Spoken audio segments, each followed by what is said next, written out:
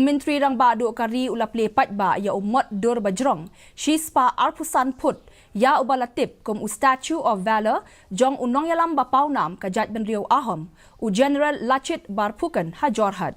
Hakane ka projek lakin thup ru ya ka jingshna ya ka Lachit Battai Ahom Museum bat kumjo ya ka auditorium bangyam hadu sanspa teliki syuki. Umodi ulaple bat bo mau nong remru ya baro artli ki project jong ka sarkar pedeng bat ka sarkar jilla ka basong dor khatnyau hajar sans paklur bat ya kane lale hi na Jorhat. Haswa Menteri rang badu kari ulalet bansyong dauhati bat syong ru da ka jeep ban let pet ya kimrat ki badan ha Kaziranga National Park and Tiger Reserve ha Assam. Ulaya kren ru bat ka kinhon jong ka Van Durga, kabalong ka kinhon jong ki Forest Guard, ki batang ki kentay suda, ki bayada ya kanika klaw, bat penne pensa ya kimrat klaw.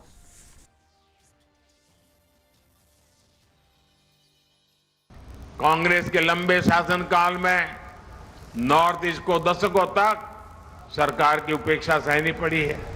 विकास की कई परियोजनाओं का शिलान्यास करके फोटो खिंचवा ली, लोगों को गुमराह कर दिया और फिर भाग गए, हाथ खींच लिए।